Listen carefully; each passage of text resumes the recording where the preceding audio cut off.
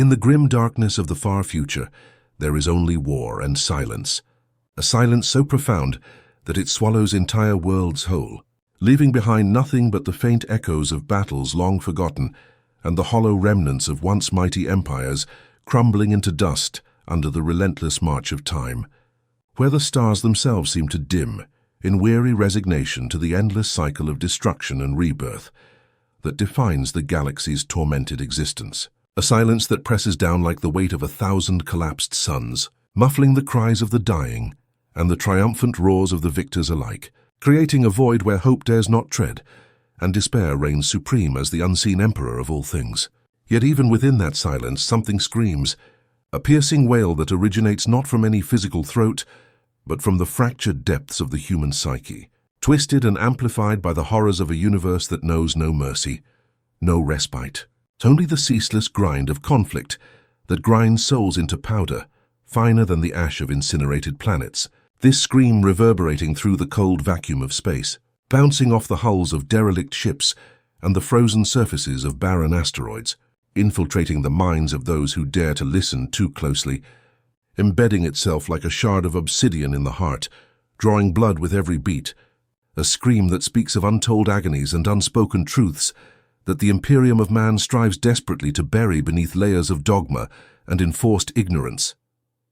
It echoes between the stars, beneath the chanting of priests who intone their litanies in vast cathedrals of steel and stone, their voices rising in fervent supplication to a distant throne that may or may not still harbor life, their robes embroidered with symbols of faith that have long since lost their original meaning, worn threadbare by centuries of ritualistic repetition, and beneath the roar of engines that propel colossal vessels through the warp-torn voids. Engines fueled by promethium, harvested from the scorched remains of conquered worlds, their mechanical hearts pounding with a rhythm that mimics the pulse of the galaxy's unending warfare, a roar that drowns out the subtle whispers of doubt but cannot entirely erase them.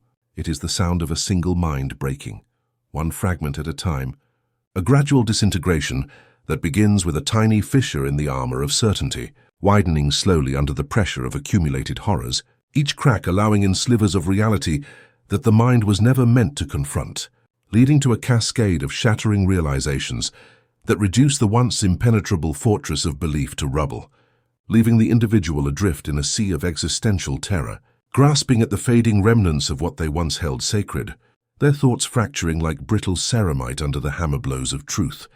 They say a space marine cannot fall, that his indomitable spirit is forged in the crucibles of genetic enhancement and unyielding indoctrination, rendering him impervious to the temptations that ensnare lesser men. His faith an unassailable bulwark against the encroaching darkness of chaos and heresy, a faith that burns brighter than the plasma cores of 1,000 suns, illuminating the path of righteousness amid the shadows of a galaxy consumed by eternal strife. That his faith is iron, tempered in the fires of countless battles where he has stood unyielding against hordes of Xenos abominations and traitorous hordes, his resolve hardened like the adamantium plates of his power armor, unbreakable and eternal, a faith that sustains him through wounds that would fell 100 mortal soldiers, allowing him to rise again and again, driven by an inner conviction that transcends mere survival. That he is the Emperor's will made flesh, a living embodiment of the God Emperor's divine mandate to protect humanity from the myriad threats that lurk in the void, his body sculpted from the sacred gene seed of ancient primarchs, infused with enhancements that elevate him beyond the frailties of ordinary men, stripped of doubt that might cloud his judgment in the heat of combat, fear that could cause his hand to tremble on the trigger, and mercy that might spare an enemy who deserves only annihilation, rendering him a perfect instrument of imperial justice, an angel of death clad in ceramite and armed with bolter and chainsword, executing the Emperor's decrees with unflinching precision across the blood-soaked battlefields of 1,000 war-torn worlds. But perfection is a cage, a rigid construct imposed upon the chaotic essence of life, confining the natural ebb and flow of emotions and thoughts within unyielding boundaries that, while designed to protect, ultimately stifle the very humanity they seek to preserve, and cages always break. From within, as the pressures of suppressed desires and unacknowledged truths build up over time, exerting force against the bars until they bend and snap, releasing not freedom, but a torrent of pent-up madness that floods the soul, transforming the once perfect guardian into something far more dangerous, a being unbound by the chains of doctrine, yet haunted by the ghosts of what he once was. He was once called Brother Sergeant of the 9th Legion, a title bestowed upon him after decades of exemplary service in the Emperor's name, commanding squads of fellow Astartes through the most hellish engagements imaginable. His tactical acumen and unyielding courage earning him the respect of his peers and the fear of his enemies, a name that echoed through the halls of the chapter's fortress monastery like a clarion call to glory. His name, like his face, has been erased, scrubbed from the annals of history by the unforgiving scribes of the administratum, who wield their quills like weapons to excise any trace of imperfection from the Imperium's grand narrative, leaving behind only blank spaces where once stood tales of heroism. His visage obscured not just by the helm of his armor, but by the deliberate forgetting imposed by those who fear the implications of his fall, ensuring that no future generations might draw inspiration from his doubts or, worse, follow in his footsteps toward the precipice of heresy. What remains is a record without warmth, a cold compilation of dates and deeds listed in sterile script on crumbling parchments stored in dusty archives, devoid of the passion that once fueled his actions, a chronicle of devotion decaying into madness, where the early entries speak of valorous campaigns and medals of honor, but gradually give way to notations of irregularity, subtle hints of deviation that foreshadow the inevitable unraveling, a decay that mirrors the entropy afflicting the entire galaxy, where even the mightiest structures succumb to the inexorable pull of time and corruption. He was born of gene seed and pain, extracted from the sacred vaults where the genetic legacy of the Primarchs is preserved like holy relics, implanted into a young aspirant whose body was racked with agonies as organs grew and bones reformed, a process of transformation that stripped away the innocence of youth and replaced it with the cold efficiency of a warrior eternal, sculpted to serve a master he would never see. The God Emperor enthroned upon Terra, a distant figure known only through iconography and scripture, his will interpreted by layers of bureaucracy and priesthood that often distort the original intent, molded by fire until the man within the armor ceased to exist, forged in the literal flames of training pyres and the metaphorical infernos of battlefield trials, where every weakness was burned away, leaving only the pure essence of a space marine, a being more machine than man in his unwavering dedication to duty. For 3 centuries he fought, traversing the stars in vast crusade fleets, descending upon enemy-held planets like a divine judgment, his bolter-barking death at orcs, Eldar, and Chaos Spawn alike, each campaign adding to his legend as he led charges through withering fire and held lines against overwhelming odds. And for 3 centuries, he believed, his faith a constant companion that sustained him through the darkest hours, when brothers fell around him and the air was thick with the stench of death, a belief rooted in the catechisms drilled into him from the moment of his induction, affirming the Emperor's divinity and the righteousness of their cause. His bolter was his gospel. Each round fired a proclamation of imperial truth. The weapon itself, engraved with verses from the Lectitio Divinitatus, its mechanisms oiled with sacred unguents, blessed by tech priests in rituals that invoked the Omnissiah's favor, a tool that had claimed countless lives in the name of humanity's survival. His armor, his chapel, a mobile sanctuary adorned with purity seals and Aquila emblems, its surfaces scarred by the impacts of enemy weapons, yet never breaching, providing a cocoon of protection where he could commune with his purpose amid the chaos of war. A chapel that moved with him, across blasted landscapes and through the corridors of hive cities teeming with insurrectionists. Every enemy slain, a verse in the Emperor's hymn, contributing to the grand symphony of conquest that echoed across the Imperium.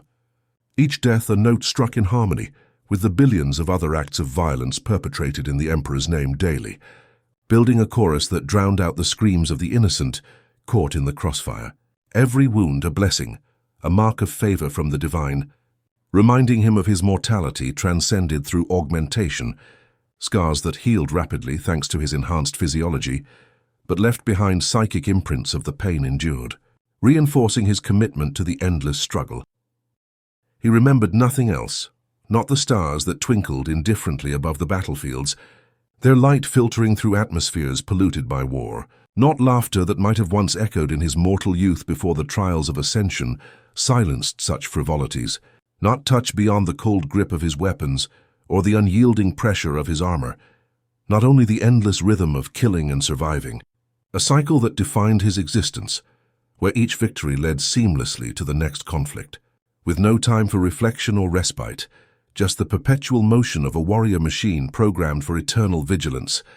And then, after 1,000 victories, the silence began, creeping in like a shadow at the edges of his perception, a quiet that first manifested as a subtle absence amid the clamor of triumph, where the cheers of his brothers rang hollow in his ears, and the post-battle rituals felt like empty gestures performed by automatons rather than devoted servants, a silence that grew from that seed into an all-encompassing void, stripping away the layers of certainty that had insulated him from the galaxy's inherent meaninglessness. It started on the ship, between wars, in the vast belly of a strike cruiser hurtling through the void, its decks humming with the activity of serfs and servitors tending to the needs of the Astartes, the air recycled and tinged with the scent of incense, burned in perpetual offerings to the machine spirits.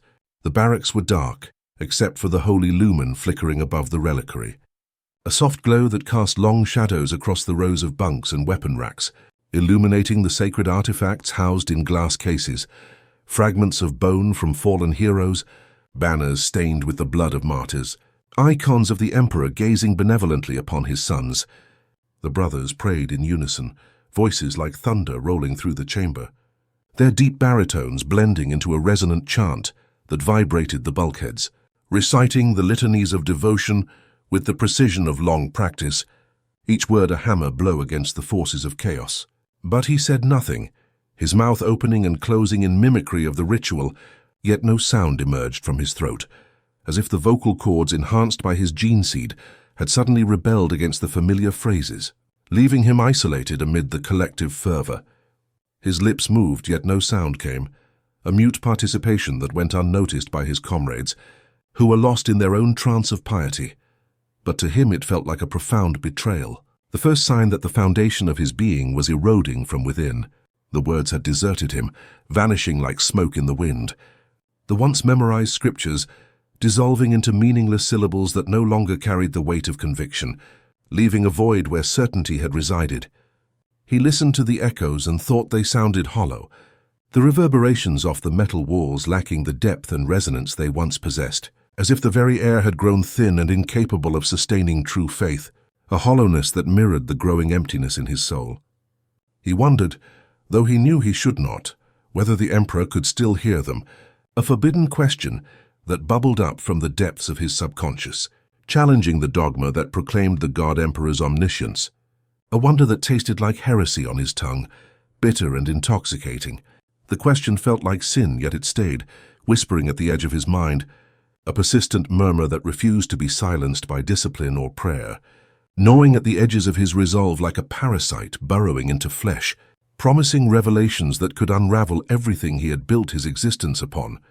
In battle, the whispers grew louder, amplifying amid the cacophony of warfare, where the clash of arms and the screams of the dying should have drowned out all introspection, but instead provided a stark backdrop against which the internal voices resonated with increasing clarity, turning every engagement into a dual struggle against external foes and internal demons. On a desolate moon of iron and ash, a barren rock orbiting a dying star, its surface scarred by ancient meteor impacts and recent orbital bombardments, the air thick with particulate matter that clogged Auspex sensors and reduced visibility to mere meters, he led his squad through trenches filled with smoke, the excavations dug by desperate defenders in a futile attempt to shield themselves from the Imperium's wrath. The ground underfoot, a treacherous mix of jagged metal shards and pulverized rock that crunched with every step of his heavy boots. Lasfire hissed like rain, beams of coherent light slicing through the haze, scorching the air and leaving trails of ionized particles that glowed faintly in the gloom, striking against his armor with flashes of energy that tested the integrity of his ablative plates, but failed to penetrate. The enemy were heretics, faces painted in filth with symbols of forbidden gods daubed in their own blood, their eyes wild with fanaticism born of delusion, screaming devotion to their false gods in tongues twisted by warp influence, charging forward with improvised weapons and suicidal zeal, their ranks swelling with the desperate and the damned. He killed them with perfect precision, his bolter bucking in his hands as he squeezed the trigger in controlled bursts, each shell finding its mark with unerring accuracy, exploding within flesh to maximize carnage, a precision honed by centuries of combat drills and live-fire exercises that had made murder an art form. Bolt shells tore flesh, the mass-reactive warheads detonating on impact to shred organs and limbs in sprays of gore, painting the trench walls with visceral abstracts that steamed in the cold lunar atmosphere. The air reeked of cordite and blood, the sharp chemical tang of propellant mixing with the metallic coppery scent of spilled vitae. An olfactory assault that his enhanced senses catalogued without emotion, yet now stirred something unfamiliar, a faint nausea at the futility of it all, and still he felt nothing, no surge of righteous indignation, no satisfaction in the Emperor's justice being meted out, only the mechanical motion of his hands reloading and firing, the recoil of the weapon absorbed by his augmented musculature without strain, the crunch of bones under his boots as he advanced over the fallen, grinding remains into the dust without a second thought, a detachment that once served him well, but now felt like a profound loss. Later, as they cleansed the field, methodically sweeping for survivors and planting charges to demolish enemy strongpoints, ensuring no trace of heresy lingered to corrupt future generations, he noticed a single cultist still alive, a young man, unarmed, burned and weeping, his clothing charred and skin blistered from a glancing plasma hit, lying in a pool of his own fluids, gasping for breath in the thin atmosphere. The Marine raised his bolt pistol, the sidearm a compact version of his primary weapon, its barrel inscribed with vows of purity, aiming with the casual ease of long habit at the heretic's head. The cultist looked up, eyes wide not with defiance but with recognition, a spark of memory flickering in his pain-glazed gaze, as if seeing beyond the armored giant to something more human buried within. "Please," the man whispered, his voice barely audible over the wind whipping across the moon's surface, a plea that carried the weight of shared history. "I remember you." The Marine hesitated, his finger pausing on the trigger, a millisecond of indecision that felt like an eternity. As the words pierced through layers of conditioning, the memory struck him like a hammer, a child from some conquered world, years ago, staring at him from the ruins of a city leveled by orbital strikes, eyes wide with terror amid the rubble of what was once home, perhaps the same eyes now staring back, grown but no less innocent in their desperation, or perhaps not, a trick of the mind projecting patterns where none existed. But regardless, something inside him cracked, a structural failure in the edifice of his faith, releasing a flood of suppressed empathy. He pulled the trigger anyway, the pistol barking once, the bolt shell vaporizing the man's head in a burst of red mist, ending the plea forever. The sound echoed far too long, reverberating through the trenches and across the desolate landscape, amplified by the low gravity and thin air, lingering in his auditory implants like an accusation that refused to fade. That night, when he closed his eyes in the dim confines of the ship's dormitory pod, seeking the restorative trance that passed for sleep among Astartes, he saw the same face again, materializing in the darkness of his mind's eye, accusatory and unchanging, haunting the brief moments of rest. The next night, more faces joined it, a growing gallery of the slain, each one a snapshot from past battles, orcs with tusked grins frozen in death, Helder warriors with elegant features twisted in agony, human rebels with expressions of betrayal, accumulating like debts unpaid. Soon he could no longer count them, the visions multiplying exponentially, overlapping in a chaotic montage that invaded his every quiet moment, turning meditation into torment. He prayed harder, prostrating himself before the chapter's relics in the reclusiam, his forehead pressed against the cold deck plates until bruises formed even on his toughened skin, knelt before the icons until the ceramite of his knees cracked under the prolonged pressure, micro-fractures spiderwebbing across the joint plates, a physical manifestation of his internal strain. But the Emperor was silent, his divine presence absent from the rituals, no warmth of approval filling the void, only the cold indifference of the universe responding to his supplications. The chaplain told him silence is faith-tested. That doubt is a weapon of the enemy, his Crozius Arcanum glowing with sanctified energy as he delivered the admonition, his skull helm lending an air of grim authority to the words drawn from ancient tomes of spiritual guidance. He repeated those words over and over in the privacy of his cell, chanting them like a mantra to ward off the encroaching shadows, but they no longer had meaning, hollowed out by repetition and disillusionment, tasting like ash in his mouth, dry and bitter, choking the life from his devotion. He began to notice things others did not, the tremor in a brother's hand as he cleaned his weapon, a slight shake that could be fatigue or something more insidious, the hesitation before a prayer during communal rites, a fractional delay that spoke volumes about unspoken qualms, tiny fractures in the perfect machine of faith that the chapter presented to the galaxy, imperfections that went unacknowledged but accumulated like rust on unmaintained machinery. They reminded him of hairline cracks in armor, invisible until the moment of impact when a single blow could shatter the whole, propagating failure across the entire structure, leaving the wearer exposed to lethal harm. He wondered how many of them were already broken inside, pretending like him, maintaining the facade of unyielding loyalty, while their souls withered in secret, a collective deception that sustained the chapter's myth of invincibility, but threatened its very core. But he said nothing, for to voice such observations was to invite scrutiny, interrogation, and potentially execution as a heretic, the Inquisition's agents ever vigilant for signs of weakness. To speak was death, a swift end at the hands of his own kin, their judgment merciless in defense of purity. When the apothecaries examined him, probing his body with auspex scans and extracting samples of his precious blood for analysis, delving into the mysteries of his gene seed with reverent care, they found nothing amiss. No taint of mutation or warp corruption marring his perfect physiology, the flesh pure as the day it was forged, the organs functioning with optimal efficiency, the mind stable, according to the psychic probes of the librarians, who delved into his thoughts with ethereal tendrils, reporting no overt signs of instability, yet unable to detect the subtle erosion occurring in the depths where even their powers could not fully penetrate. But they could not see what hid behind his eyes, the swirling vortex of doubt and despair that lurked in the recesses of his consciousness, invisible to instruments and psychers alike, a hidden cancer eating away at his essence.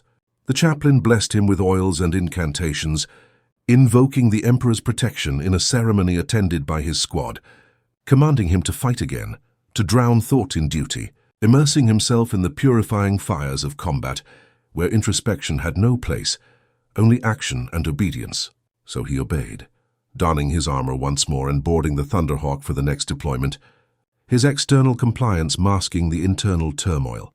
Garen 9, a world of ash and ruin, its once fertile continents reduced to wastelands by millennia of industrial exploitation and recent heretical uprisings, the atmosphere choked with volcanic fumes and the fallout from nuclear exchanges, a fitting stage for the chapter's wrath. The chapter descended like angels of fire, drop pods streaking through the skies like meteors, impacting with earth-shaking force and disgorging squads of Astartes into the fray, their arrival heralded by the thunder of retro rockets and the immediate chatter of storm bolters. He led his brothers through storms of dust and flame, navigating the turbulent winds that whipped ash into blinding curtains, the heat from geothermal vents baking the ground and testing the limits of their armor's environmental seals, pushing forward with unerring determination. The enemy were cultists once more, ragged, shrieking, unworthy, their bodies emaciated from starvation and warp-induced mutations, clad in tattered robes adorned with blasphemous icons, wielding crude blades and stolen laser guns with fanatical abandon. Unworthy foes for the Emperor's finest, yet dangerous in their sheer numbers and lack of self-preservation. He moved through them like a god, his blade singing as it cleaved through bone and sinew, the chainsword's teeth whirring with mechanical glee, spraying arcs of blood that sizzled on the hot ground, his armor dripping black with blood coagulated by the intense heat, forming crusty layers that flaked off with each movement. Yet amid the chaos he heard it again, that same human voice, crying for mercy, cutting through the din of battle like a knife, a plea that seemed to originate from nowhere and everywhere, pulling at the threads of his fraying sanity. He turned, searching, his helmet's autosenses cycling through vision modes to pierce the obscuring dust, and saw a woman clutching a wounded child amid the rubble of a collapsed hab block. Neither bearing weapons, their forms huddled in terror, the woman's face streaked with tears and grime, the child's small body trembling with fear. Stop, he thought, the command rising unbidden from his core, a desperate urge to halt the slaughter that clashed with his indoctrinated imperatives. Stop, please, a silent prayer to his brothers, to himself, to the uncaring universe. But the words remained trapped within. His brothers did not stop, their advance relentless, Chain's words roaring as they dismembered the fleeing cultists, bolt shells thundering in staccato bursts that pulverized flesh and stone alike, the air filled with the acrid smoke of discharged weapons and the wet impacts of violence. When the noise ended, only silence remained, a heavy pall settling over the battlefield, broken only by the distant rumble of artillery and the crackle of fires consuming what little remained. The woman and child were gone, reduced to smoke and red mist by indiscriminate fire, their existence erased in an instant, leaving behind only smeared stains on the ground as testament to their brief lives. He stared at his hands, encased in gauntlets now slick with the vitae of the slain, the blood steaming against the ceramite as residual heat caused it to evaporate, the smell thick and sweet, cloying in his nostrils despite the filters, stirring a revulsion he had never known. He wanted to vomit, but remembered that he no longer could. His enhanced digestive system incapable of such a human response, the urge manifesting instead as a phantom nausea that twisted his guts. When the chaplain found him standing there, motionless amid the corpses piled like cordwood, his crozier still humming with power from recent use, he asked, "Why do you falter, brother?" His voice modulated through the helm's vox grill to carry authority and concern. The Marine's voice was distant, almost human, stripped of the usual gravelly timbre of Astarte's speech, carrying a vulnerability that unsettled the listener. "Why do we kill?" A question that hung in the air like a challenge, probing the very foundations of their existence. The chaplain raised his crozius, angered, the weapons field crackling with energy, ready to strike down heresy if needed. "Because the Emperor commands it," he intoned, drawing upon centuries-old doctrine to reaffirm the truth. The Marine looked up, eyes hollow behind the lenses of his helm, reflecting no light. "Then who commands him?" A query that bordered on blasphemy, questioning the divine hierarchy itself. The silence that followed was heavier than any battle, laden with implications, a void where answers should have been but were not. Amplifying the chaplain's fury and the Marine's despair, he was restrained, bound by his own brothers with adamantium chains reinforced by purity runes, his weapons confiscated, and his armor deactivated to prevent resistance. Stripped of honor in a ceremony where his accolades were publicly revoked, his name struck from the chapter rolls, sealed in chains of blessed iron forged in the chapter's armory under the watchful eyes of the forge master, each link inscribed with wards against corruption. The records say he confessed to no heresy, maintaining a stoic silence during interrogations that lasted days, offering no explanations for his words, begged no forgiveness, his pride or perhaps his numbness preventing such a plea, standing unbowed before his accusers. Perhaps he had nothing left to confess, his sins existing only in thought, not deed, an internal apostasy that defied easy categorization. They called him unstable, touched by the warp, yet the librarians found no corruption after exhaustive psychic scans, their minds probing his for signs of demonic influence, but emerging empty-handed, only emptiness detected, a void where faith should have burned brightly. Perhaps that was worse than overt taint, for corruption could be purged with fire, but emptiness defied remedy. They entombed him beneath the fortress monastery, in a vault of ice and shadow deep within the planet's crust, accessible only through heavily guarded lifts and sealed bulkheads. The chamber chilled to sub-zero temperatures to preserve the stasis fields, a place where the chapter interred its most dangerous relics and failed experiments. The stasis field froze him mid-breath, suspending animation at the molecular level, his eyes open, staring into infinity as if beholding visions beyond mortal ken. The technology, a relic from the dark age of technology, maintained by tech priests who chanted binary prayers to appease its ancient spirit. His name was erased, his deeds reassigned to other brothers, their records amended to absorb his glories, ensuring the chapter's history remained unblemished. To the Imperium he never existed, a non-person excised from collective memory, his absence noted only by those who had served with him, and even they were sworn to forget. But legends have weight, persisting in whispered tales told in the shadows of barracks, stories of the silent sergeant who questioned the divine, gaining mythic status despite efforts to suppress them. Whispers persist among the chapter's neophytes, passed down through generations, embellished with each retelling. Some say that when the power flickers in the lower vaults during warp storms or mechanical failures, his body shifts slightly within the field, a subtle movement that defies the stasis, as if struggling to break free. Some say his lips move, shaping words no one can hear, silent utterances that might be curses or confessions, echoing in the minds of those sensitive enough to perceive them. In the stillness of the vault, time had no meaning, the stasis rendering the passage of seconds indistinguishable from eons, the outside world advancing, while he remained trapped in an eternal now, a prisoner of his own unbroken moment. Centuries passed like a single unbroken breath, the galaxy evolving in fits and starts, with hive worlds rising and falling, Xenos empires clashing against human domains, the warp churning with ever greater ferocity as the cicatrix maledictum tore reality asunder. But he remained frozen in that moment between faith and doubt, balanced on the knife's edge of sanity, his thoughts suspended yet somehow active in the quantum limbo of the field. Within the stasis field, no heartbeat, no air stirred. The biological processes halted at the cellular level. Yet in the deep silence of his mind, something endured, a spark of consciousness that defied the technology's intent, persisting like a flame in vacuum. Thought fragmented and disjointed, looping in endless cycles. Memory? Resurfacing in vivid flashes that replayed past glories and failures with merciless clarity. And madness, blooming slowly like a flower in the dark, its petals unfurling to reveal patterns of delusion and insight intertwined. At first there was only darkness, a comforting nothingness that enveloped him like a shroud, offering oblivion as a respite from the torments of awareness, a void where questions ceased and peace reigned supreme. Then came the echoes, distant, blurred voices like prayers underwater, muffled and distorted, originating from the collective unconscious of the chapter, or perhaps the warp itself, seeping through the barriers.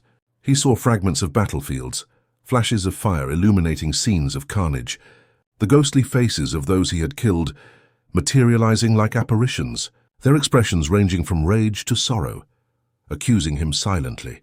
They drifted through his consciousness like embers in black water, glowing faintly before fading, only to be replaced by others, an endless procession that wore at his resolve. He tried to ignore them, focusing on mental disciplines taught during his initiation, but they persisted, growing in intensity. He recited the catechisms of hate, the verses of obedience, the litanies of the blade, drawing upon the rote memorization that had served as his anchor, each phrase a bulwark against chaos. Each one fell apart halfway through, the words slipping from his grasp like sand through fingers, dissolving into incoherence before completion. He had known them by heart once, each syllable burned into his soul during hypno-indoctrination sessions that rewired his brain for loyalty. Now they felt foreign, alien constructs imposed upon him, empty of power. He began to remember things he should not, forbidden recollections, suppressed by the chapter's conditioning to ensure focus on the present war.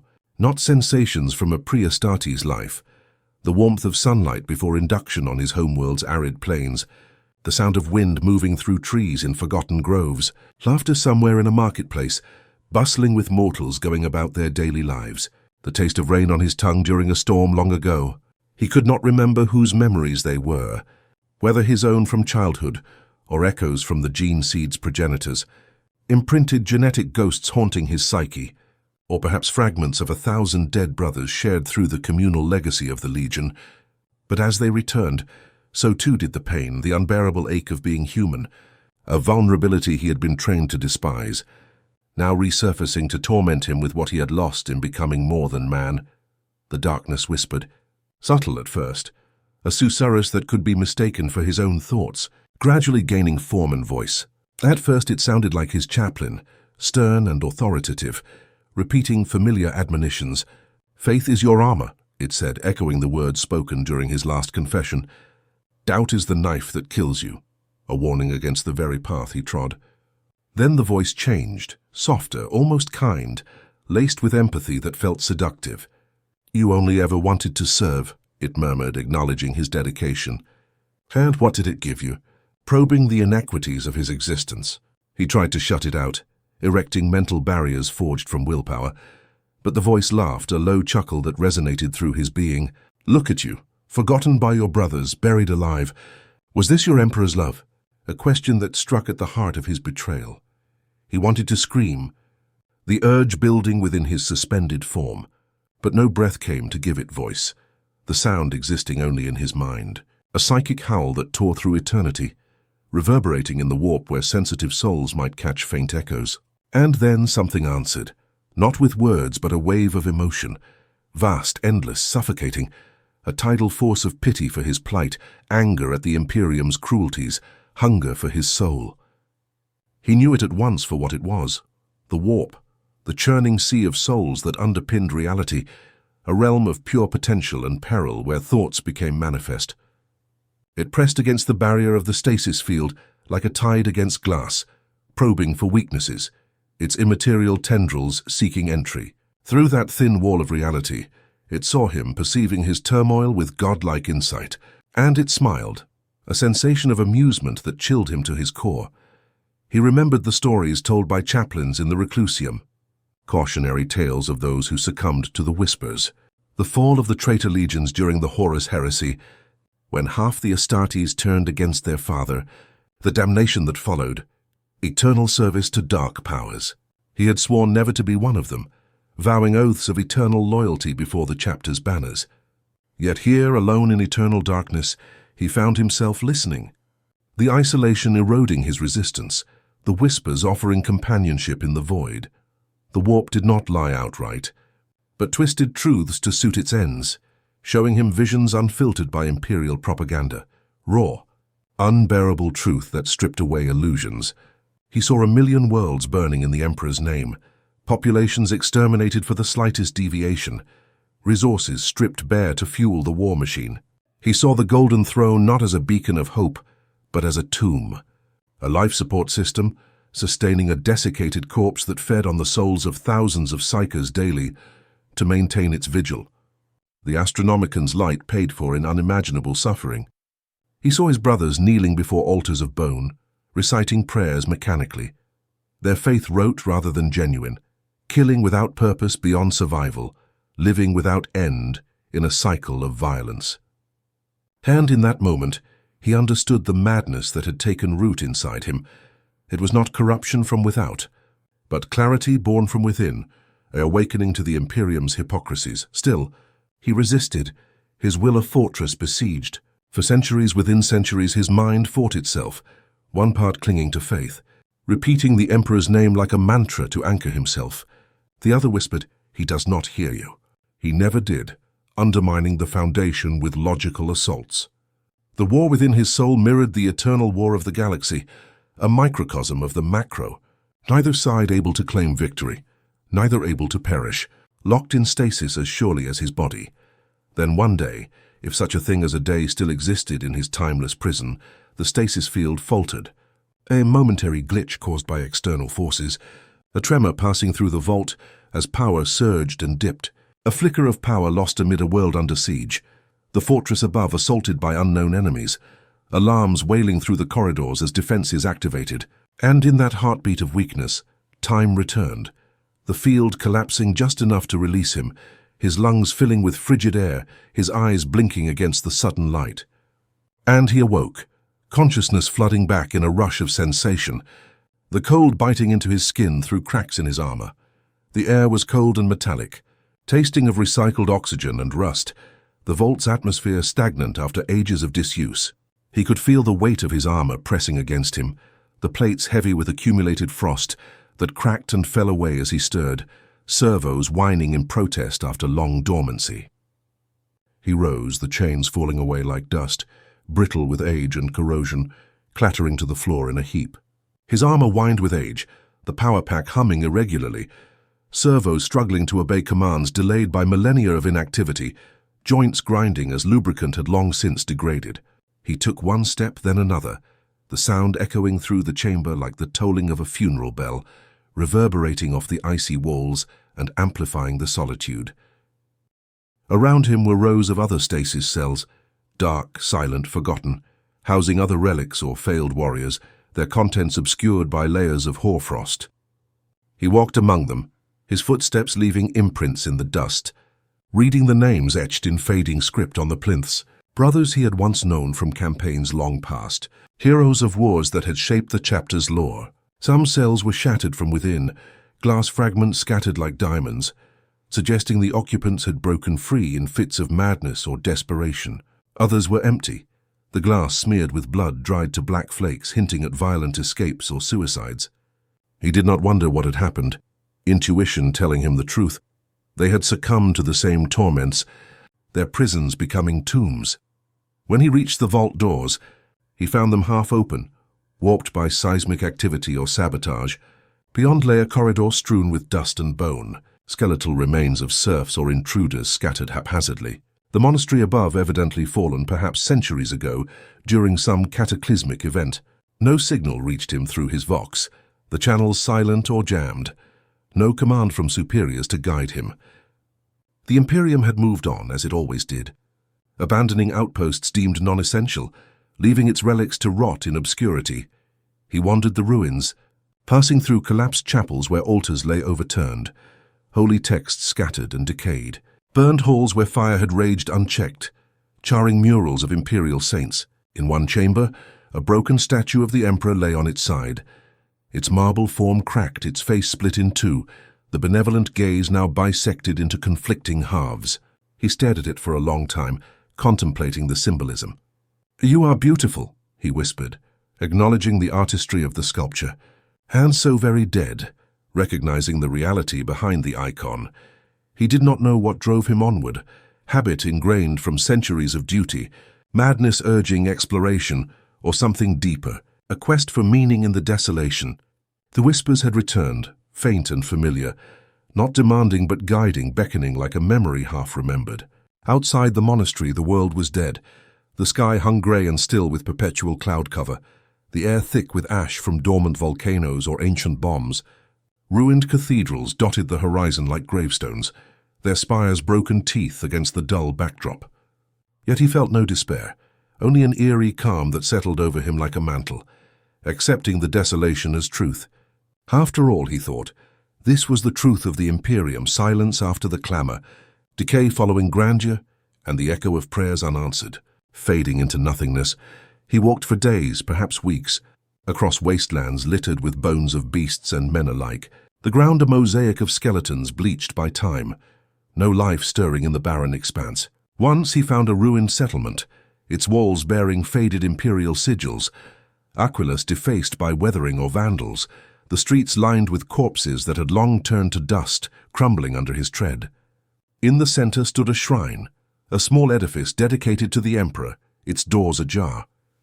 Inside, a skeleton knelt before a candle that had burned out centuries ago. The wax hardened into a pool, the figure's bony hands clasped in eternal prayer. The Marine knelt beside it, his massive form dwarfing the remains. "Did he answer you?" he asked softly, his voice echoing in the empty space. "Did he ever answer anyone?" A question directed at the void, seeking validation for his own disillusionment. A voice spoke behind him. "You shouldn't be here," startling him from reverie, though his reflexes remained sharp. He turned, his hand instinctively reaching for a weapon no longer there. A figure stood in the doorway, ragged robes patched with scavenged materials, face half covered by a rebreather to filter the toxic air. A scavenger, perhaps, eking out existence from the ruins, or a survivor of some forgotten conflict, armed with a makeshift las pistol. The Marine said nothing, his presence alone intimidating. The figure hesitated, then removed the mask, revealing a woman, old but fierce-eyed, her skin weathered by exposure, lines etched by hardship. "You're one of them," she said, recognition dawning. "A warrior of the old gods," referring to the Astartes as mythical figures. He looked down at himself, at the worn insignia of his legion, faded but still identifiable. "Not anymore," he admitted, the words tasting strange after so long in silence. The woman laughed bitterly, a sound devoid of mirth. "No one is these days. The Imperium's dead. Only ghosts left now." Her tone resigned, speaking of a collapse he had not witnessed. For the first time in centuries, he felt something like curiosity stir within, a spark of interest in the world beyond his torment. "How long?" he asked, seeking context for his awakening. 10,000 years, she said. The number staggering, encompassing eras of history he had missed. The word struck him like a blade, piercing his composure. 10,000 years of change, his era ancient history, his brother's dust, his wars myths. He was a relic of a time no one remembered, obsolete in a galaxy that had evolved without him. Even the Emperor, perhaps long turned to dust on his throne, or worse, enduring in perpetual agony. He felt the ground tilt beneath him, a vertigo of temporal displacement, the universe expanding into emptiness around him. The woman studied him, her gaze appraising. "You look lost, Giant. What are you looking for?" Probing his intent, he thought for a long moment before answering, sifting through fragmented desires. "The truth," he said, the word encompassing his quest for understanding. She smiled faintly, a glimmer of sympathy.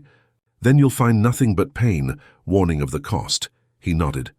"I already have," acknowledging the suffering that had brought him here. For days they traveled together across the ruins, an unlikely alliance between transhuman warrior and mortal scavenger, sharing sparse rations and stories under the ash-choked sky. She told him stories, fragmented, half-believed tales of a galaxy still at war, of new gods rising from the warp, old lies perpetuated by crumbling institutions, the rise of Primaris Marines, and the return of Primarchs like Guilliman. He listened but said little, absorbing the information like a sponge. He learned her name, Lyra, and that she sought the remnants of a lost library buried beneath the mountains, a repository of forbidden knowledge hoarded by rogue scholars. "Knowledge is forbidden now," she said, "but I want to know what they tried to hide," her determination mirroring his own search. When they reached the mountain pass, storms tore at them, gales howling with the force of unleashed demons, lightning splitting the ash clouds in brilliant displays, the ground quaking with tectonic unrest from the world's dying core. They found the entrance half buried in rock, a cavernous maw sealed by landslides, which he cleared with his bare hands, ceramite gauntlets crushing boulders. Inside lay halls of rusted metal and shattered glass, an ancient archive, preserved by the cold, shelves lined with data slates and tomes sealed in vacuum cases, the air stale but breathable.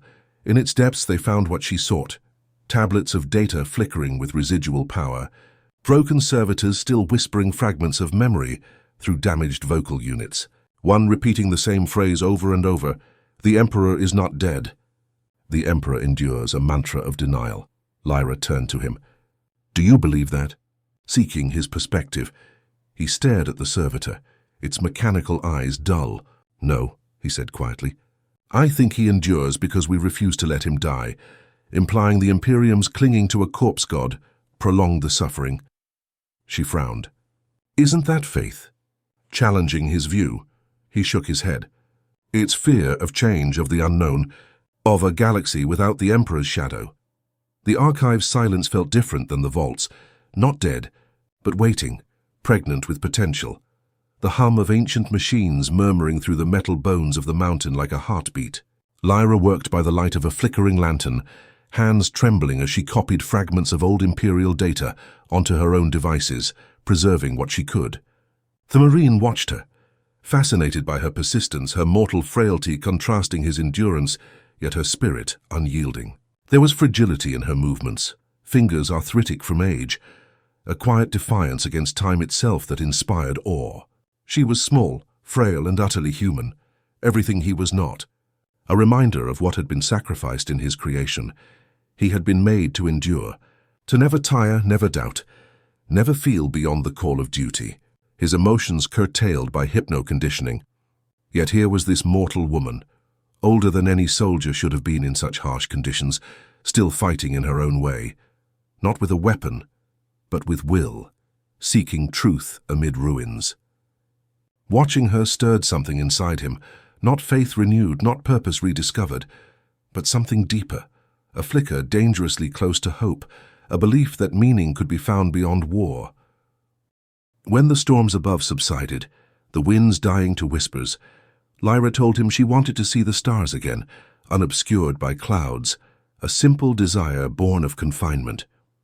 They climbed out of the archives, up the broken ridges of the mountains, scrambling over loose scree and navigating treacherous ledges, the air growing thinner with altitude, the wind howling through the ruins like lost souls.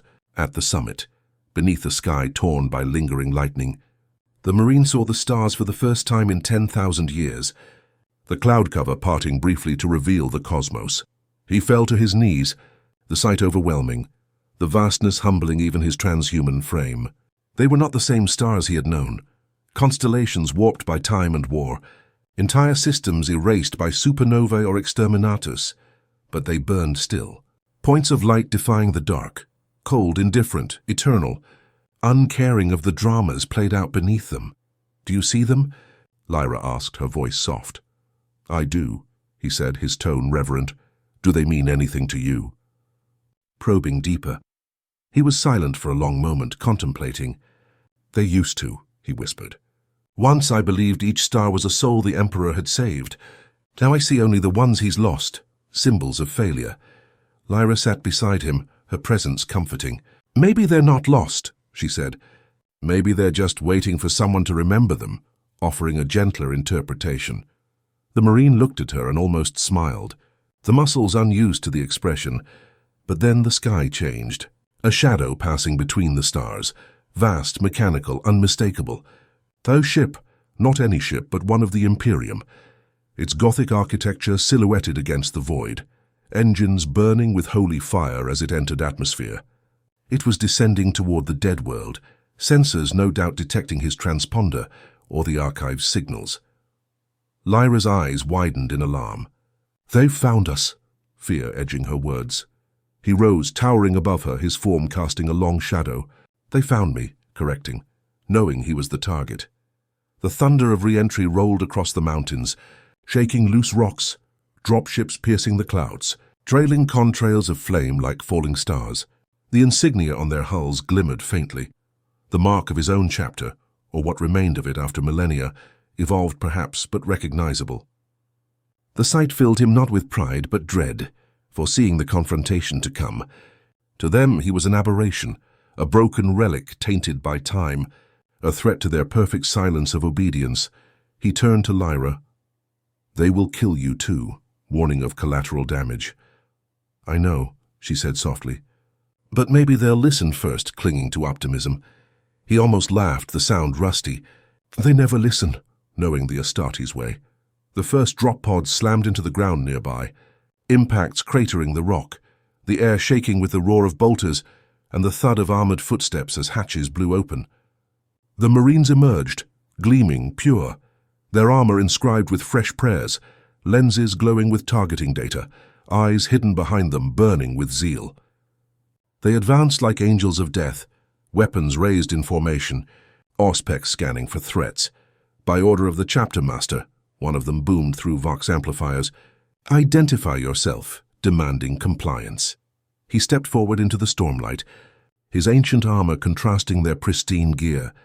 "I am Brother Sergeant of the 9th, he said, his voice carrying the weight of ages resonant with history. "Once loyal, once pure, I fought for him before you were born. I bled for his throne while your ancestors were dust. Tell me, brothers, does he still hear you?" A challenge laced with sorrow.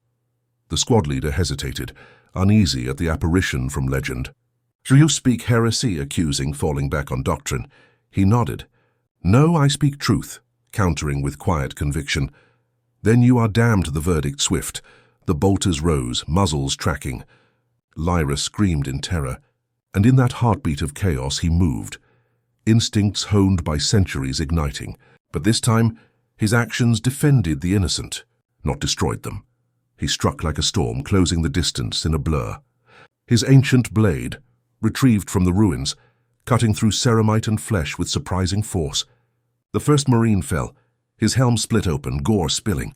The second fired, bolts ricocheting off his damaged armor, scoring hits but not felling him. He roared, not in rage but sorrow, lamenting the fratricide. Every blow he dealt was another memory lost, another fragment of his past destroyed in self-defense.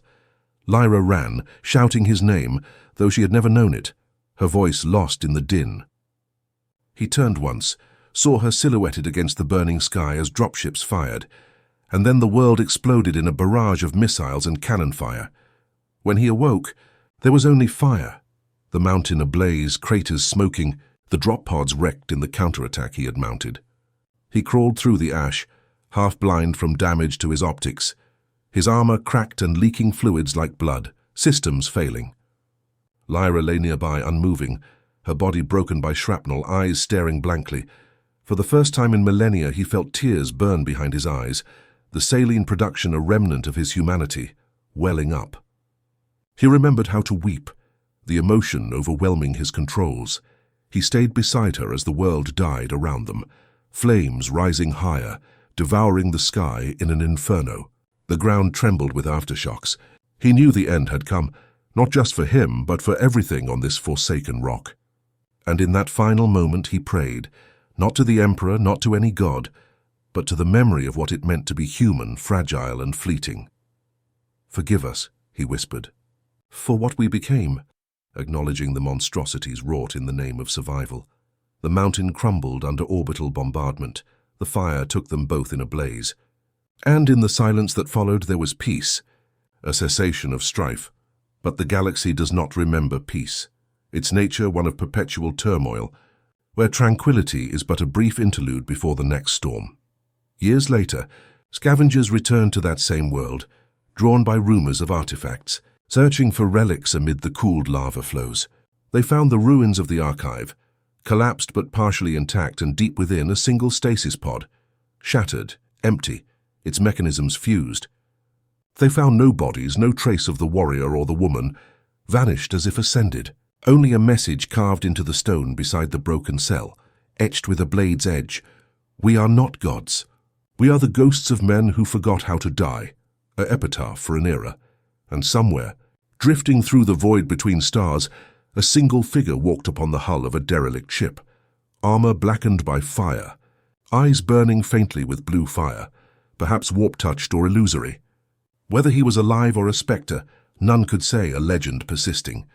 But sometimes, when the void storms howled across the ether, ship crews swore they heard a voice whisper through the static, faint but insistent. "I was his son." And I remember, a declaration of enduring awareness. The voice fades into the background noise of the cosmos. The stars remain unchanging witnesses, and that is the truth of the Imperium, laid bare in all its grim reality. No heroes to save the day, only flawed beings struggling against inevitability. No mercy granted or received, only the cold calculus of power. Just the echoes of faith and madness, drifting forever in the dark, lingering like radiation from a dead star. If you've ever wondered what happens when perfection breaks, this was his story, a tale of one among trillions, his journey from devotion to disillusionment emblematic of the Imperium's flaws. One soul among billions, forgotten by time, remembered only by the silence he left behind, a void where his presence once stood. This is the Imperium. A machine built on faith, oiled by blood, powered by fear, and haunted by the ghosts of those who dared to think beyond its confines, questioning the unquestionable. Thank you for watching, for bearing witness to this narrative drawn from the shadows of a fictional yet resonant universe. In the grim darkness of the far future, there is only war.